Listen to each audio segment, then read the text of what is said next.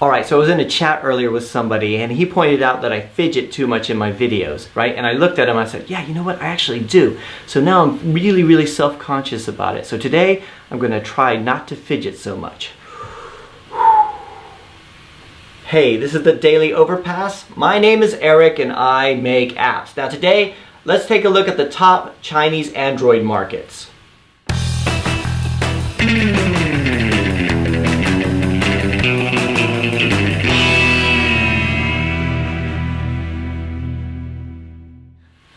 Alright, so today I want to talk a little bit more about the app markets in China. I've been reading a lot lately about some of the big changes there, and a lot of people have been asking questions about this.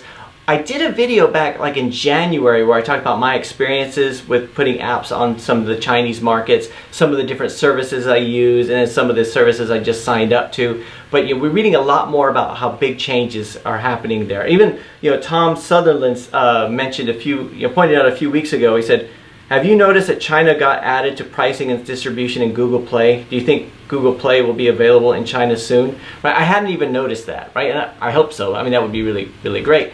But apparently, Google Play has been kind of on and off when it comes to China, right? Sometimes it's available, sometimes it's not. I mean, over the last few days, we've been doing a lot of research on this so that we can kind of give you a bit of information, right? Mostly it's been Rowena on my team who's been doing the research, but I'm going to take credit for all of her work. So anyway, so just to give you a little bit about my background. Now, for those of you who don't know about me, when I was in the Army, I was a Chinese linguist. So I went to school for a year to learn Mandarin on a full-time basis, right? I've been using it, since then, and I still meet with like an instructor through Skype, a couple days a week now, right? So, 我还可以说一点普通话, but when it comes to like doing terms and conditions and all this kind of stuff, it's really hard for me. I mean, it's hard for me to read terms and conditions in English, right? So, but China is so huge that we all have to, we have to start thinking about it a bit more. And I think a lot of Western companies, aside from the big ones with huge budgets, a lot of indie developers, we don't think about China as much, even though it has a huge population. And when it comes to Android, they have a huge market. So have a look at my screen over here. Let's look at this graph here. This comes from StatCounter, but we got it from Statista. And here it just shows the market share for the different operating systems in China since January 2013. And here you can see, like, if we look at now, we got, it's like, I think it's like just over 80% market share for Android. iOS just has a tiny percentage. I think it's like 40% in the Western countries, or like in the US.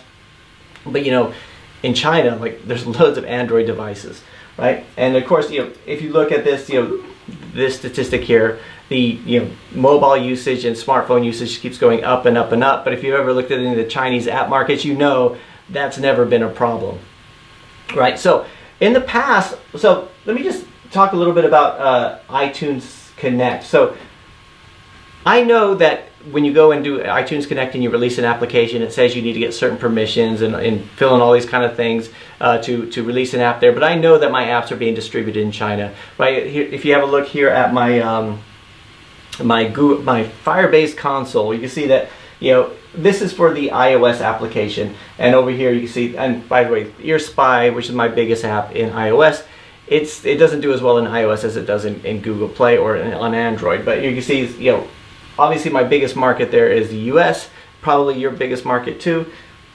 That might be an assumption. Let me know if it's not. I just kind of assumed everybody's biggest market is the US, right? But you see in China, I still had, over the last month, I think is 3.6 thousand downloads. So it is getting distributed over there. In fact, one of the early things I did was get it translated into the top languages. So and in fact, almost nearly all of my apps have been translated into, these are the ones I go for, right? I go for Spanish, Portuguese. Portuguese has been a big one, a surprise, right? Korean, Russian, Chinese traditional, and Chinese simplified, right? Even though Chinese simplified hasn't really been that big of an issue because of the distribution issues, except for on iPhone, right? So if I show you my Google Play statistics here, just to show you that I know that I know that we are getting some distribution out in China. You can see here, if I show you China on this list, you can see it's yesterday, I think it's just yesterday, we had 97 downloads, which is like 0.1%. So it's there, it's on the map, right? And I can show you this on Firebase Console, where that takes in other app stores too. So in the past, I've released the apps to China Mobile, well, Samsung Mobile, which was available in China too, so I saw that there. But I haven't really been looking into that so much. It's just, it's either, is it me or is it just kind of died, right? So, but I released it to China Mobile, which I hardly saw any downloads come through, and another one called High APK, which is the high market. And I went looking for it today because I was going to show you guys the download statistics, and it's not available anymore. They've been actually acquired by Baidu. So there's been this, it seems to be this sort of consolidation of Chinese app markets, but there's still a lot of different markets. Now, in the past, I used a service like this one, Apps to China. There's loads of them out there, right? And I met with the, it was something where they took your applications and put them on the Chinese market. So they'll charge you, if you go down here to the bottom. By the way, this is not an affiliate thing. I'm going to tell you some bad things about these guys. So yeah, 437, 777 per month to go in the top 5 stores, top 10 stores, top 20 stores, that kind of stuff. Right now, the problem I had with them was when I was talking to their team and everything, they contacted me via Skype. One of the early questions I asked them was, am I going to have access to these app stores? Right. So once you set them up for me and help me do all that kind of stuff, will I be able to go in and check the statistics? And they said, yeah, sure, that won't be a problem. Well, it wasn't Chinese, so maybe I misunderstood. But after we released a few different apps, and it was just a nightmare because they wanted me to change icons, they wanted me to change the names of the apps. They said, this one is allowed to have ads, this one isn't, right? And we didn't even do anything with in-app purchases. But finally, when we got a few of them distributed with new icons, and the whole theme had changed really, then I said, well, can I have access to these app stores? And they said, no, but we'll send you the stats. And basically what they did was they put it all under one developer account, so it was all under there. So if you're interested in that, if you're not interested in the whole branding side of things, for me at the time it was a big thing. It's still kind of a big thing.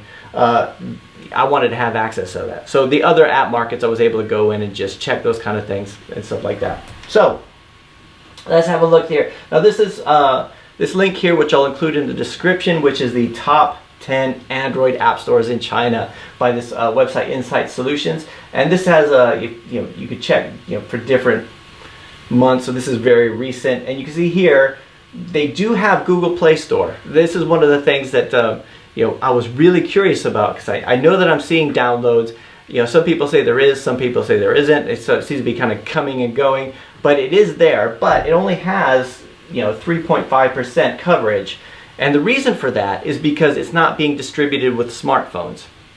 So one of the reasons that people actually use these Google Play is because it's already there on their phone. And in fact, when we released to the Samsung store, I was like convinced nobody was going to download anything from it. But people had it on their store and they were going to the Samsung store. The same with the Amazon store. I'm sure they get a lot more from Kindle than they do from not very many people are going to go through and download the Amazon app store onto their phone. The same way we don't do other app stores like Slide It and some of the other third-party ones that we've used in the past. I can't even remember the names of them. Slide It was one of them.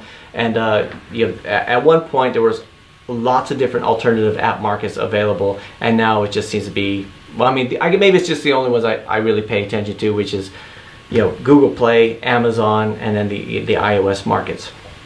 So, but the big one here is My App by Tencent. Now, Tencent does the QQ app, which is like an instant messenger application. It's so big that when I do go through and I fill in like documentation to set up my developer accounts, they ask for my QQ number, which I don't have. And for a while, it was really confusing me until I got a bit of help with that for some of these other markets.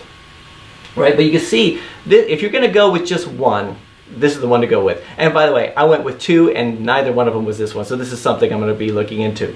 Now, and then next at 14%, you got the 360. You've got Xiaomi App Store. By the way, let me just say this again. I am not an expert here. If there's somebody out there who knows the Chinese app market back and forth, hopefully you'll put something in the comments saying, if anything here seems right, if I get something wrong, if any, or what kind of experiences you've had, and ideally you would make your own video telling us how to set it up. That would be awesome. right? So you can see here the rest of them, you know, it goes in descending order. But if you're going to hit one of them, it's a 10-cent store or the My App Store. And it, just have a look to see what it looks like here. It's here, you know, android.myapp.com. It's in Chinese. If you have Google Chrome, you could use the extension to translate it, but it never really works very well, right? Just to talk about, you know, we're seeing a lot more about the Android app markets in terms of, like I said, I'm reading a lot more about it in articles and things like that. Here's the App Annie article from last month, or I guess it's 2 months ago, where they're talking about they're starting to show Chinese Android metrics on App Annie. And there's quite a lot of other things there. So we're starting to see a big move into China where, you know, companies, I mean, the big companies have always been moving in, but the indie developers, I think we need to start looking a little bit more into that, especially since Apple are going to be such jerks. Sorry.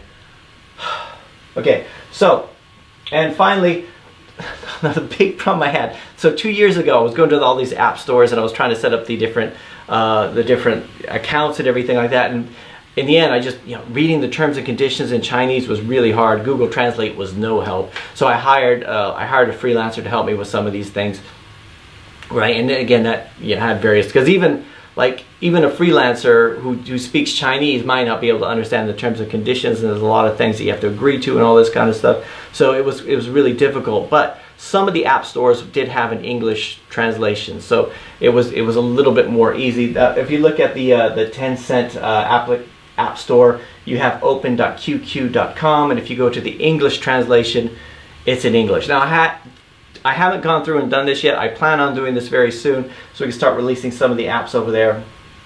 Like I said, we have all of our apps translated into Chinese, right? It's something that we've done early on. That was one of the big ones we wanted to go to. But while you have, on the iPhone side, you just have the one market, the same way we only have the one market here. On the Android side, it's spread all over the place. So my question to you, and this time it's a really big question: who out there has had success with the Chinese app markets? Which markets did you go through? What kind of success did you have with Google Play? What kind of success do you have with iTunes? And, you know, how have you gone about doing this? Because, you know, I'd like to know, and I'm sure everybody else would too. So hopefully that's been very useful. Hopefully I haven't fidgeted too much. And anyway, that's it for today. I'll talk to you guys tomorrow.